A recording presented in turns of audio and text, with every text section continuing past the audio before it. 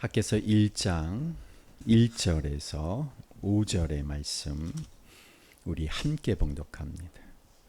학개서 1장 1절에서 5절의 말씀을 우리 함께 봉독합니다. 다리우스 왕 2년 여섯째 달 그 달 초하루에 학개 예언자가 주님의 말씀을 받아서 스알디엘의 아들 스룹바벨 유다 총독과 여호사닥의 아들 여호수아 대지사장에게 전하였다. 만군의 주님께서 말씀하신다.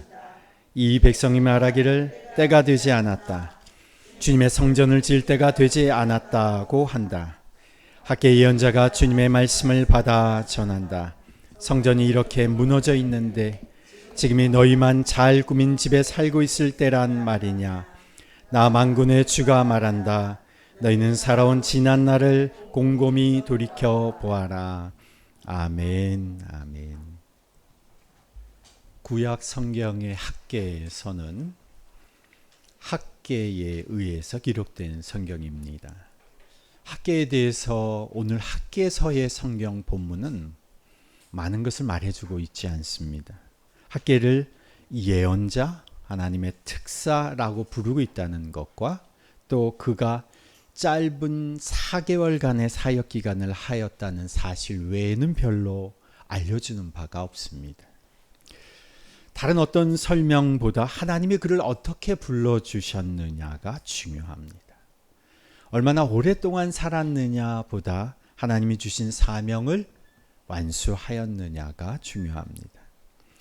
그가 언제 어떻게 사명을 받아서 그 사명을 감당하였는지를 보여주고 있는 성경이 학개서입니다. 길지 않은 겨우 딱 2장의 성경입니다. 결코 길지 않은 짧은 인생을 살아가는 우리가 이렇게 간결하게 기록된 학개서를 통해서 우리 인생을 다시 한번 주님 안에서 확인하는 시간이 되기를 소망합니다. 학개서의 첫 서두가 이렇게 시작합니다.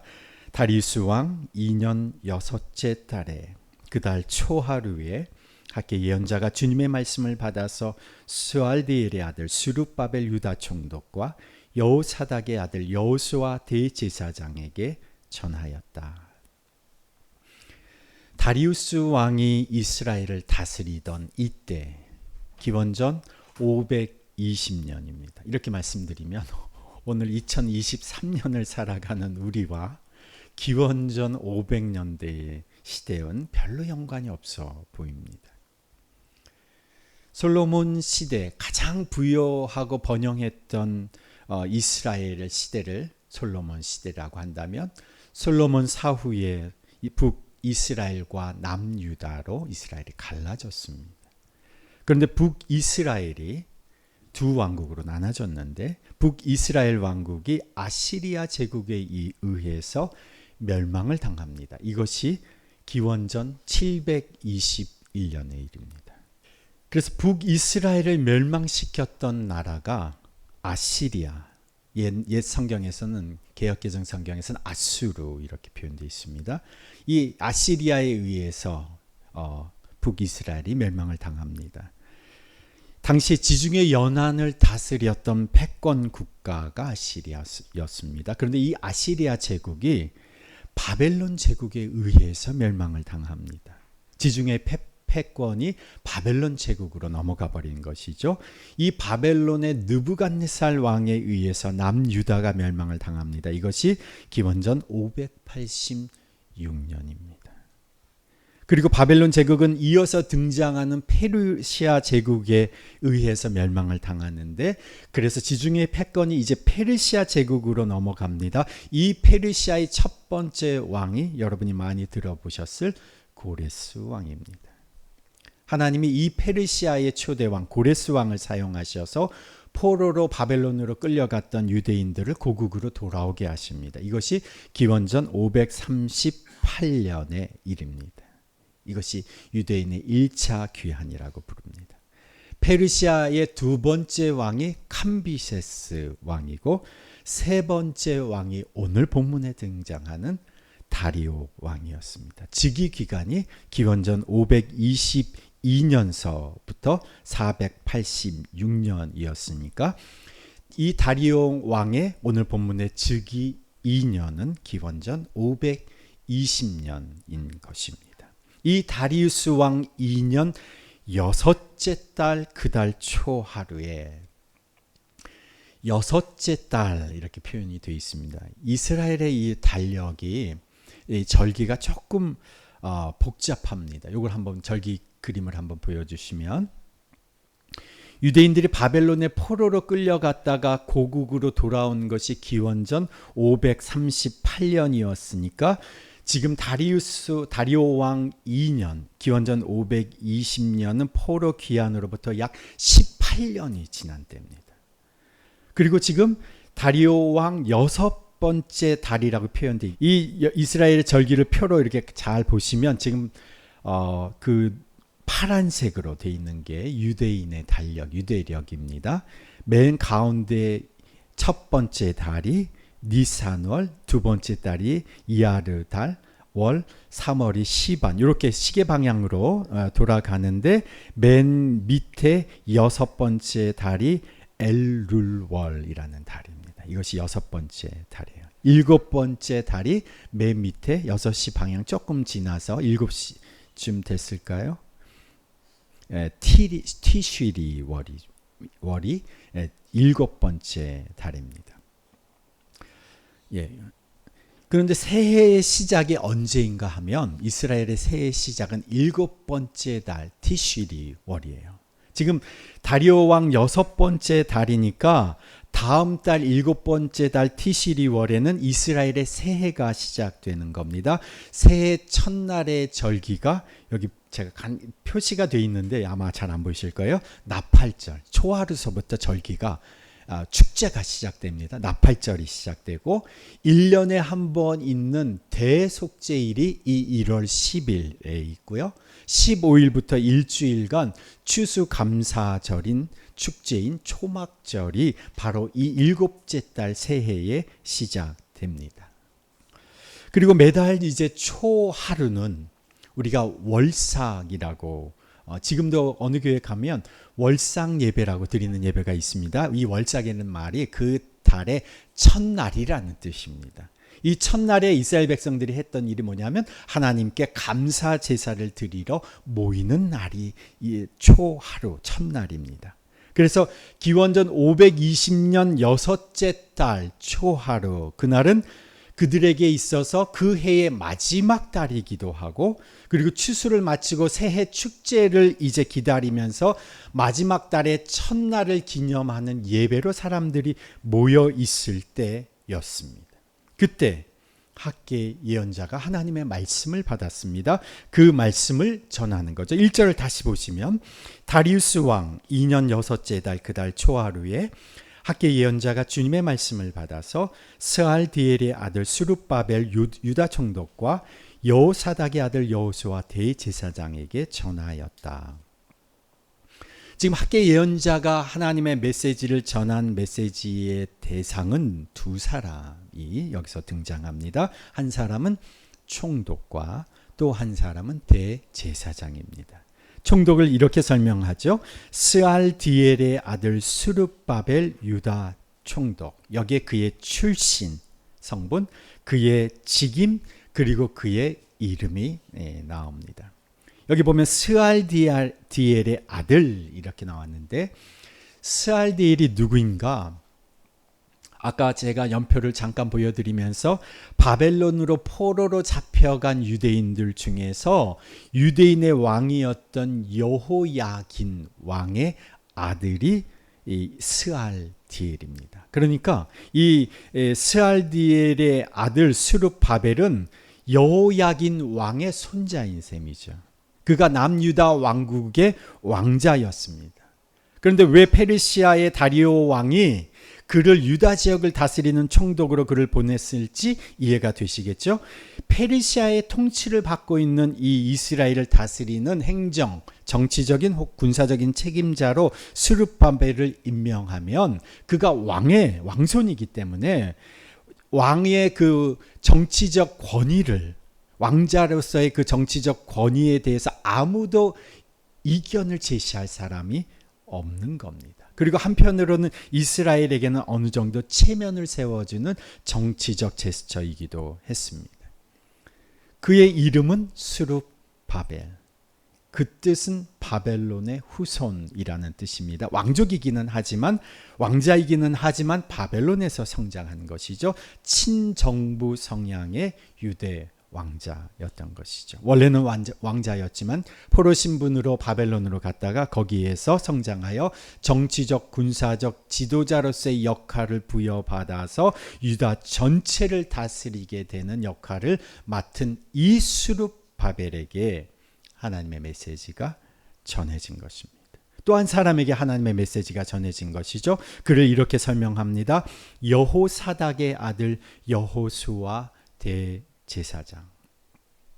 보통 이 사람의 배경을 우리가 설명할 때에 그의 아버지의 이름이 한 번 거론되는 것은 이해가 되죠. 아, 이 사람의 배경이 이렇구나. 그런데 지금 우리가 짧은 2장의 학개서를 보면서 이 여호수아 이 대제사장의 이름이 나오는 곳마다 모두 찬찬히 살펴보면 4번 반복해서 똑같이 이렇게 표현합니다. 여호사닥의 아들 여호수아. 이렇게 똑같이 표현. 왜 그럴까요? 이 여호수아의 사역은 단순히 여호수아 혼자만의 사역이 아니었습니다. 그의 아버지도 제사장이었습니다. 그의 할아버지도 제사장이었으면서 대제사장이었습니다. 그 윗대 선대도 제사장이었습니다. 지금 하나님의 대제사장으로서의 역할을 감당하고 있는 그 일이 단순히 여호수아 한 사람의 사역이 아니라 그의 가문에 맡겨진 일이라고 하는 사실을 이 아버지의 이름으로 알 수가 있는 것입니다. 정치적 지도자 수룹바벨, 총독 수룹바벨과 영적 지도자 대제사장 여호수아에게 하나님의 메시지가 전해지는 겁니다. 지금 이 서두에서는 하나님의 메시지의 대상에 백성이 언급되어 있지 않습니다. 많은 하나님의 메시지에 대한 이 반응을 보면 1장 12절에 보면 백성들도 이 하나님의 메시지를 들었음을 알 수가 있습니다. 백성들도 이 말씀을 듣고 반응을 했습니다. 그래서 이 주님의 메시지가 전해지는 데에 이 과정이 있었다는 사실을 우리가 알게 됩니다. 먼저는 두 지도자 수룹바벨과 여호수아에게 학계를 통해서 예언의 말씀이 임했고, 그리고 나서 그곳에 있던 이스라엘 모든 백성에게 백성들이 하나님의 메시지를 듣게 되었다는 것이죠. 그러고 보면 하나님의 일하시면 이런 과정이 있다는 사실을 우리가 알 수가 있습니다. 질서 있게 흘러갑니다. 과정이 무시되지가 않습니다. 과정을 무시하는 사람들의 특징이 있습니다. 그런 사람들은 권위를 인정하려고 하지 않아요. 어린이, 청소년, 청년들이 부모 밑에서 잘 순종하고 성장하는 과정이 있어야 정말 중요한 인생의 메시지를 놓치지 않게 됩니다.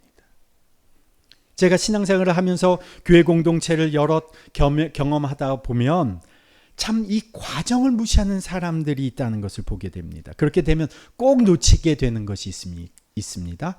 하나님의 중요한 메시지를 놓쳐버립니다. 하나님이 주신 메시지가 학계를 통해서 두 지도자 수룹바벨과 여호수아를 통해서 그리고 백성에게 지금 전달되는 것입니다. 지금 우리가 1장을 수차례 지금 다시 반복해서 읽었는데 지금 이 학개서의 첫 구절을 같은 예언서인 에스겔 서도와 한번 비교해 보려고 합니다. 에스겔서 1장 1절에서 3절 함께 읽습니다. 때는 제30년 넷째 달 5일이었다. 그때 내가 포로로 잡힌 사람들과 함께 그발 강가에 있었다. 나는 하나님이 하늘을 열어 보여주신 환상을 보았다. 여호야긴 왕이 포로로 잡혀온 지 5년째가 되는 그달 5일에 주님께서 바벨로니아 땅의 그발 강가에서 부시의 아들인 나 에스겔 제사장에게 특별히 말씀하셨으며 거기에서 주님의 권능이 나를 사로잡았다. 조금 차이가 있다는 것이 보이시나요? 어떤 차이점이 보입니까? 다니엘서는 지금 성경을 기록한 기자인 다니엘이 1인칭으로 딱 표현되고 있어요. 나는 이렇게 표현되어 있어요. 그런데 오늘 학개서 1장 1절에 보면 1인칭이 하나도 등장하지가 않습니다. 전부 3인칭으로, 이 원문을 보면 다 3인칭 단수로 되어 있어요. 지금 학개서를 누가 기록하고 있습니까? 학개가 기록하고 있습니다. 3절에서도 보면 3절에 이렇게 되어 있죠. 학개의 예언자가 주님의 말씀을 받아 전한다. 지금 이 짧은 두 장에 보면 어디에서도 주어 내가 이렇게 표현되게 없어요. 내가라고 표현되고 하나님을 표현할 때만 되어 있어요. 학개 다음에 이어지는 예언서가 스가랴서입니다. 스가랴서가 동시대에 기록된 말씀인데도 스가랴에서도 보면 1장에 시작할 때 3인칭으로 스가랴가 등장을 합니다. 주님께서 스가랴에게 말씀하셨다. 그런데 뒤로 가다 보면 1인칭으로 바뀝니다. 주님께서 나에게 말씀하셨다. 그런데 학개서는 끝까지 3인칭으로 표현합니다. 이것은 무엇을 말하고 있습니까? 성경을 기록하는 기자 학개는 다른 성경의 기자들과는 달리 말씀 앞에서 자신을 끝까지 객관화했다는 겁니다. 내가 말씀을 전한다고?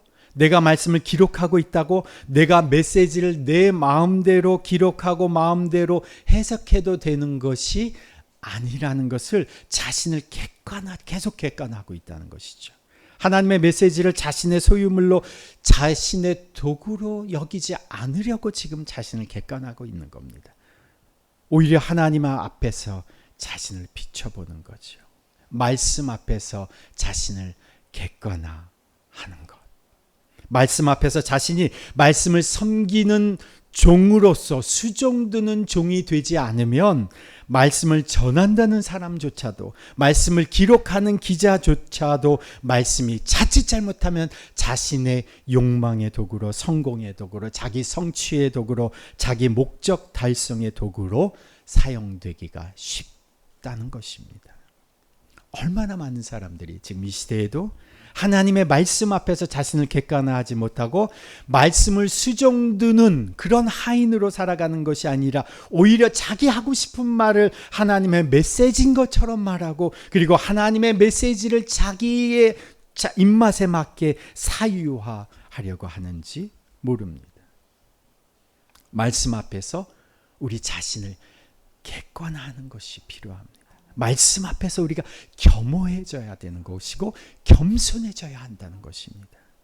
하나님 학개는 말씀 앞에서 자신을 끝까지 겸허히 낮춥니다. 말씀 앞에서 자신을 객관화합니다. 자신을 설명하지 않습니다. 자신을 드러내지 않습니다. 그러니까 하나님이 하신 일이 무엇이냐? 하나님이 그를 높여주시는 겁니다. 하나님이 그를 설명해 주시는 겁니다. 하나님이 그를 확증해 주시는 겁니다. 하나님이 그를 어떻게 수식해 주시느냐? 학개서 1장 1절에서 제가 쭉 찾아보았는데 한번 띄워주실까요? 학개 예언자가 주님의 말씀을 받아 전한, 스룹바벨과 여호수아와 모든 백성이 하나님이 하신 말씀과 주 하나님이 보내신 학개 예언자가 한 말을 따랐다. 주님의 특사 학개는 주님께서 학개 예언자에게 말씀하셨다. 학개가 누군지에 대한 설명은 없지만 하나님께서 그를 자꾸 부각시켜 주시는 겁니다. 학개를 하나님이 부연 설명해 주시는 겁니다. 하나님의 말씀과 12절에 보면 하나님의 말씀과 학개 예언자가 입으로 한 말을 하나님이 동급으로, 동일어로, 같은 말로 보아주시는 겁니다. 짧은 기간 동안 사역했지만 그가 전한 메시지가 사람들에게 들려지고 사람들이 그 메시지를 듣고 순종할 수 있었던 것은 하나님이 그의 말을 확증해 주셨기 때문에 그렇습니다. 하나님께서 이 학개를 통해서 들려주셨던 메시지의 내용을 살펴보시면, 자, 2절의 말씀 함께 읽습니다. 2절 시작. 만군의 주님께서 이렇게 말씀하신다. 이 백성이 말하기를 때가 되지 않았다. 주님의 성전을 지을 때가 되지 않았다고 한다. 학개 예언자를 통해서 하나님께서 당시 사람들이 하는 말을 언급하셨어요. 뭐라고 사람들이 말을 했습니까? 때가 되지 않았다. 주님의 성전을 지을 때가 되지 않았다. 이 말에는 당시 사람들의 생각이 지금 담겨져 있는 겁니다. 사람들이 지금 이렇게 말을 하는 걸까요? 우리는 성전을 건축하지 않겠다 이렇게 말을 하는 걸까요? 아니죠. 성전은 건축하겠다. 그런데 지금은 그때가 아니라는 겁니다. 나중에 때가 되면 그때 하겠다고 말하는 겁니다. 그들이 성전 건축을 지금 할 때가 아니라고 하는 것에는 이유가 있습니다. 예루살렘으로 그들이 포로 생활을 하다가 예루살렘에 돌아와서 이스라엘 백성들이 기쁨으로 성전 건축을 시작을 했어요. 그런데 사마리아에 살던 사람들이 자기도 성전 건축에 참여시켜 달라고 했는데 돌아온 이스라엘 백성들이 거절을 합니다. 그러니까 사마리아 사람들이 앙심을 품고 관리들에게 뇌물을 주어서 성전 건축을 하지 못하도록 이를 꾸며버렸어요. 그것이 에스라 4장 4절 5절의 말씀인데 함께 읽을까요? 이 말을 들은 그 땅 백성은 성전 짓는 방해, 이 말을 들은 백성이 사마리아 사람들입니다. 유다 백성, 시작. 유다 백성의 사기를 떨어뜨렸다. 그들은 고문관들을 매수하면서까지 성전을 짓지 못하게 하였다. 이러한 방해는 페르시아 왕 고레스가 다스리던 모든 기간뿐만 아니라 페르시아 왕 다리우스가 통치하던 때까지 이어졌다. 여기가 다리우스 왕, 여기 말하는 다리오 왕도 같은 이름입니다. 고문관들을 고문관들은 정부 관료들을 매수해서 성전을 짓지 못하게 했다는 거죠. 그것이 그들이 포로 생활에서 돌아왔던 때가 고레스 왕 때, 페르시아의 초대 왕 때였는데 두 번째 왕과 세 번째 왕 다리오 왕 때까지 그것이 계속 이어져 왔던 것입니다. 그러니까 사마리아 사람들의 방해와 그들의 뇌물로 성전 건축을 더 이상 하지 못하게 했던 이 상황으로 인해서 그들은 정치적인 힘이 없었으니까 성전 건축을 재개한다는 것은 불가능해 보였습니다. 그러니 성전 재건에 대한 필요성은 그들이 갖고 있었지만 그것을 실현해낼 만한 힘도 환경도 조성되어 있지 않았기 때문에 사람들이 얘기한 거죠. 때가 되지 않았다. 성전 기초를 놓는 공사만 해놓고 얼마의 시간이 지났느냐? 18년이 흘러간 겁니다. 520년.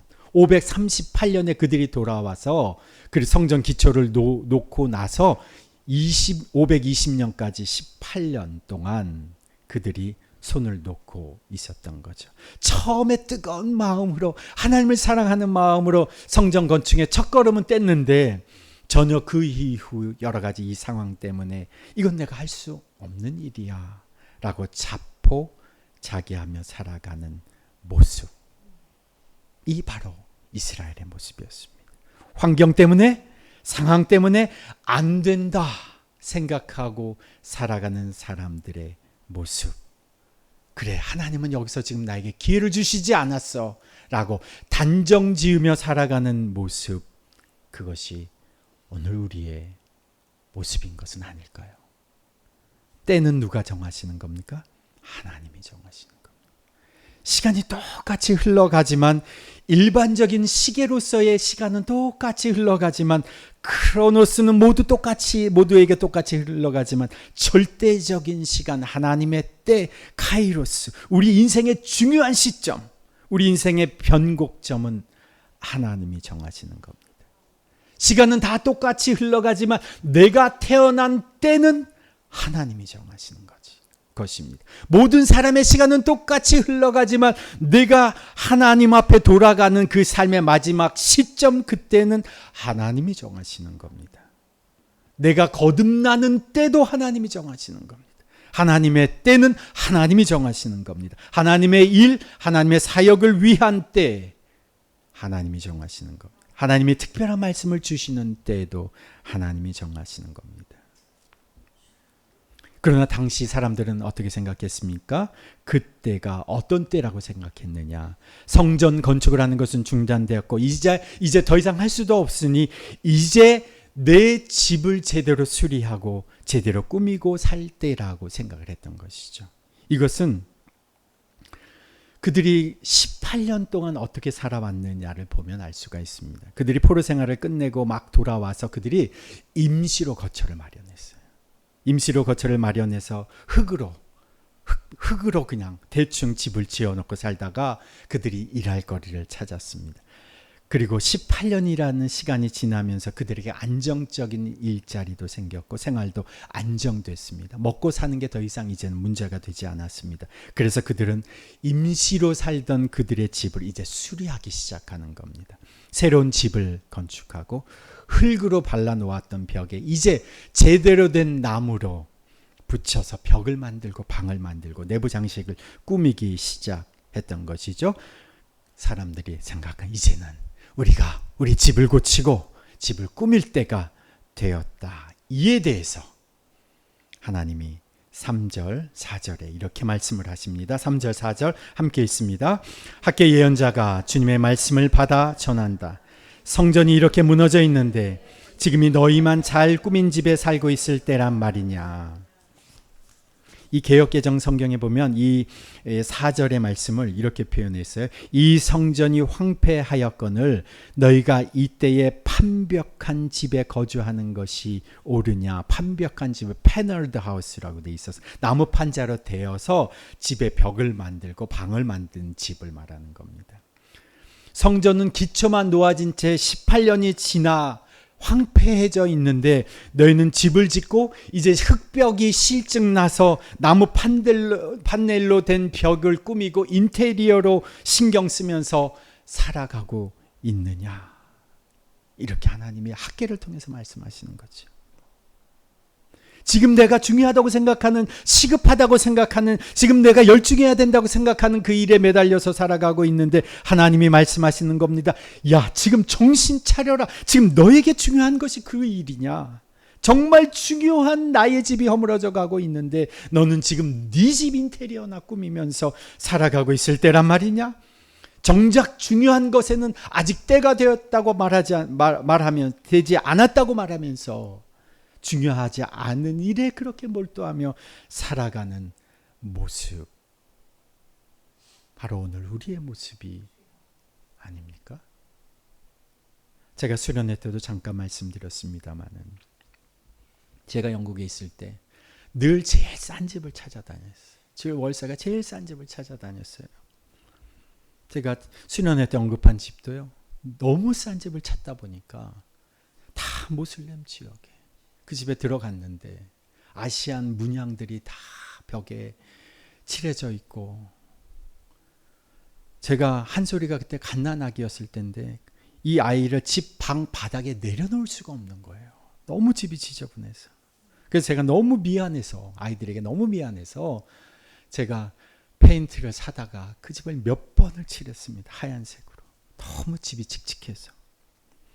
갓난아기를 이런 지저분한 데서 키워야 한다는 게 너무 미안해서 제가 최선을 다해서 수리를 했습니다. 주인은 너무 싼 집이니까 하나도 고쳐주질 않고 알아서 고쳤으라. 제가 얻는 집마다 제가 수리를 하고 거의 다 페인트를 칠했습니다. 그런데 어느 날 이 말씀을 접하면서 제가 충격을 받았습니다. 우리가 사는 집은, 내가 사는 집은 너무 지저분해서, 우리 아이들 키우는데 너무 불결해서 내가 다 페인트도 칠하고 내가 바닥도 새로 다 깔고 그랬는데, 제가 출석하던 교회는 유리창이 깨어진 지 몇 달이 됐는데도 아무도 가는 사람이 없어. 아무도 신경을 쓰지 않는 겁니다. 저는 이렇게 생각을 하는 거죠. 그 교회, 영국 교회 집사님들이 알아서 하겠지. 그건 내 일이 아니야. 그건 내가 참견할 일이 아니야. 나는 지금 가난한 유학생으로 살아가기도, 매일매일 살아가기도, 먹고 사는 것조차도 너무도 힘든데 이거는 내가 해결할 수 있는 일이 아니야. 비가 오면 비 오는데 물을 받쳐놓고 그릇을 받쳐놓고 예배를 드려도 그건 내 일이 아닌 것처럼 늘 생각을 했던 거죠. 성전이 이렇게 무너져 있는데 지금 너희만 잘 꾸민 집에 살 때란 말이냐. 제가 이 말씀 듣고 엉엉 울었습니다. 내 관심은 내 가족, 내 학위, 내 커리어, 내 가정에만 있구나.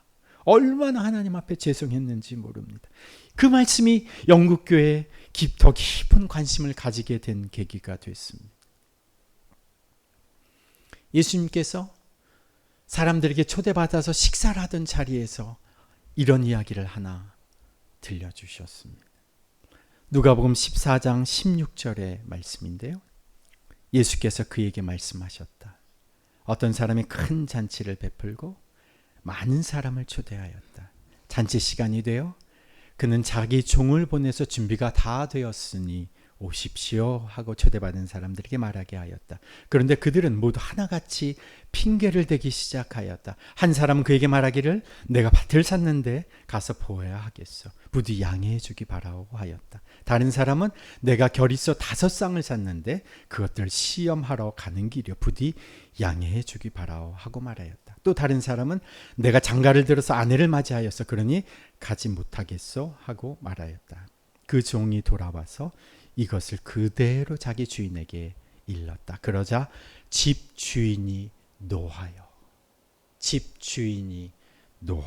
종도로 말하기를 어서 시내 거리와 골목으로 나가서 가난한 사람들과 지체 장애가 있는 사람들과 눈먼 사람들과 다리 젖는 사람들을 이리로 데려오너라 하였다. 그렇게 한 뒤에 종이 말하였다. 주인님, 분부대로 하였습니다만 아직도 자리가 남아 있습니다. 주인이 종에게 말하였다. 큰 길과 산 울타리로 나가서 사람들을 억지로라도 데려다가 내 집을 채워라. 하나님이 잔치를 마련하셨습니다. 잔치에 초대된 사람은 하나님과 관계 있는 사람들, 이미 초대장이 발부가 되었습니다. 잔치가 임박하여 이제 사람 편으로 종들을 보내서 그 사람들을 정중히 불러오는 겁니다. 그 종이 하나님의 메시지를 전하는 학계 같은 사람입니다. 하나님의 예언자입니다. 하나님의 말씀을 전달하는 주인님의 종들입니다. 그런데 사람들이 뭐라고 말을 합니까? 마침 밭을 샀는데 이 밭을 내가 제대로 산 땅인지 확인하러 가야 될 때라서 지금 잔치에 갈 수가 없다. 지금 마침 소를 샀는데, 오늘날 표현을 하자면 마침 자동차를 샀는데 이 자동차가 제대로 이제 작동하는지 한번 시운전하는 길이라서 오늘은 내가 갈 수가 없겠다. 지금 막 결혼을 해서 오늘 나는 갈 수가 없다. 이 사람들이 다 주인과 관계가 있는 사람들입니다. 그런데 성경이 뭐라고 이 사람들의 이 말한 이유를 다 듣고 나서 성경이 뭐라고 정리하고 있는 줄 아십니까? 14장 18절에 그들은 모두 하나같이 핑계를 대기 시작하였다. 때가 되지 않았다. 다 핑계라는 겁니다. 지금 나에게 중요한 때라서 나는 거기에 참여할 수가 없다. 다 핑계라는 겁니다. 예수님의 생명을 십자가에 치르시고 값을 지불하시고 나서 하나님 앞에 드려진 우리 인생이 내 것이 아님을 우리는 알고 계십니까?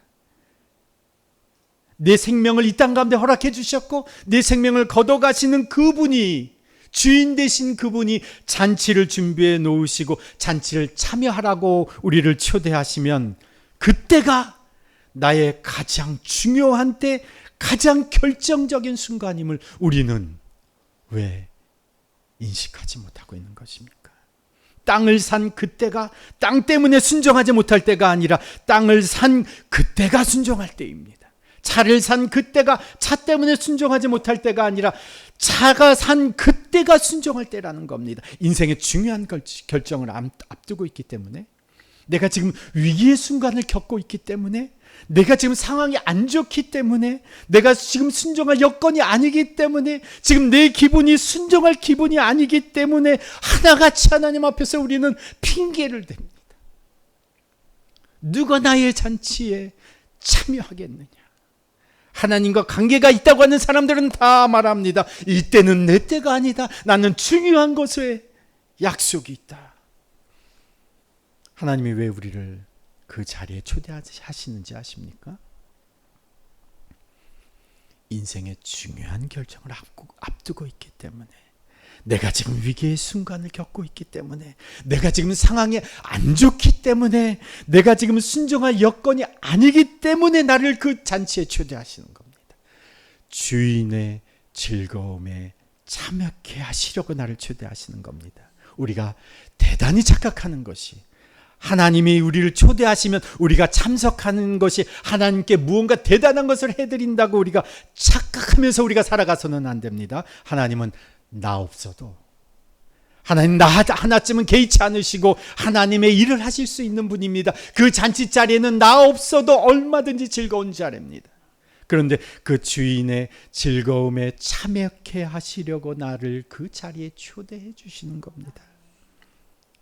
여러분이 그렇게 말씀하시면 저는 그래요, 그런 사정이 있으시군요. 저는 그 사정과 형편을 저는 양해해 드릴 수 있어도 하나님은 중심을 보시며 말씀하십니다. 핑계 대지 마라. 잔치에 참여하지 않은 사람은 주님과 상관이 없는 사람들이 되는 겁니다. 나는 너와 상관이 없다 증명되는 겁니다.